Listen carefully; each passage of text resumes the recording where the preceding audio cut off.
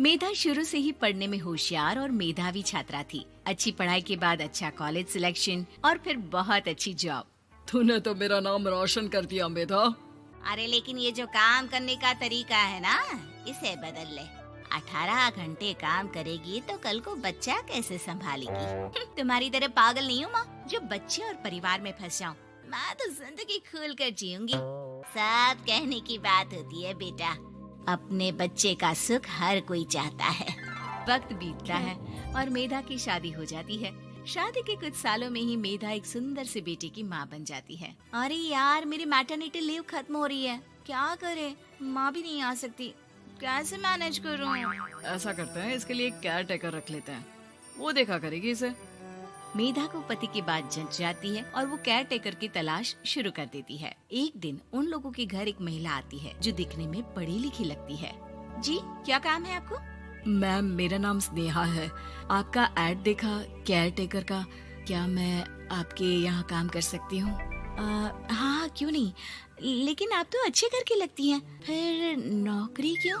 दरअसल मेरे ससुराल वालों ने मुझे घर से निकाल दिया क्योंकि मैं माँ नहीं बन सकती और माता पिता भी नहीं है इस दुनिया में। तो अरे कोई बात नहीं, तुम लक्ष्य को ही अपना बच्चा समझो और यहीं रहना, और किसी भी चीज की जरूरत हो ना तो बता देना। नेहा खुशी खुशी लक्ष्य को संभालने लगती है। रात को जब मेधा घर पर आती है, अरे क्या बात है स्नेहा, तुमने खाना नहीं खाया क्या? अरे दीदी, आपका बेटा टाइम दे तब ना। अरे तो जब वो सोता है तब खा लिया करो। तब तो मैं इसके पास ही बैठी रहती हूँ। कोई मच्छर या कीड़ा काट ले लक्ष्य को तो अब आप पकड़ो, मैं खाना खा लेती हूँ। स्नेहा वहाँ से चली जाती है। बहुत ही अच्छे से ख्याल रख रही है ये लक्ष्य का। मेधा, इतना तो शायद तुम भी ध्यान नहीं देती। मेधा को पति की बात बुरी तो लगती है, लेकिन कुछ नहीं कहती। धीरे धीरे स्नेहा मेधा और उसके पति के साथ बाहर भी जाने लगी। सुनो, स्नेहा को भी बाजार ले चलते हैं, वो क्या है ना, लक्ष्य को देख लेगी जब तक मैं शॉपिंग कर लूंगी। हाँ चलो, वैसे मैं चाह रहा था कि लक्ष्य को लेकर हम दोनों ही चलते।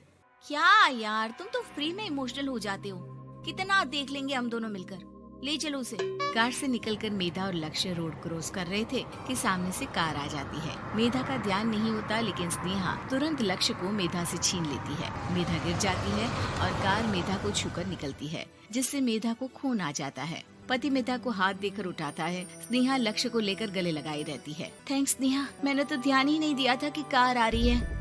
स्नेहा का गुस्सा मालकिन पर टूट पड़ता है। अरे कैसी माँ है आप, अगर आज कुछ लक्ष्य को हो जाता तो मैं आपको कभी माफ नहीं करती। छोटा सा बच्चा है, उसे चोट लगती है तो पता है कितनी तकलीफ होती है। पति भी स्नेहा को देखने लगता है कि उसे क्या हो गया। मेधा को स्नेहा पर काफी गुस्सा आ जाता है। घर आकर कहती है, देखो स्नेहा, माना तुम लक्ष्य को बहुत प्यार करती हो, लेकिन वो मेरा बेटा है, मैं कभी जानबूझकर उसके साथ बुरा नहीं कर सकती, समझी? मुझे माफ कर दीजिए, मैं लक्ष्य को लेकर कुछ ज्यादा ही सेंसिटिव हो चुकी हूँ। मैं ध्यान रखूंगी कि आगे से ऐसा ना हो। मेधा का मन स्नेहा से अब हटने लगा था। एक शाम मेधा ऑफिस से घर आती है कि लक्ष्य उसे दिखाई नहीं देता और ना ही स्नेहा। वो स्नेहा के कमरे में जाती है जहाँ दोनों सो रहे होते हैं। अरे स्नेहा, लक्ष्य को आज इस कमरे में क्यों सुला दिया? दीदी, मुझे नींद आ रही थी, ऐसे में उसे कमरे में अकेले लिटाना मुझे ठीक नहीं लगा। मेधा बच्चा उठाने लगती है कि स्नेहा टोक देती है। रहने दीजिए ना दीदी, सो रहा है, फालतू में नींद खराब हो जाएगी। मेधा को गुस्सा आ जाता है और वो बच्चा उठाकर वहाँ से चली जाती है। अगले दिन मेधा स्नेहा को बुलाती है, साथ में एक और लड़की खड़ी होती है। स्नेहा, अब तुम अपना कुछ और देख लो, हम लोगों को नई केयर टेकर मिल गई है, तुम इस हफ्ते घर छोड़ देना।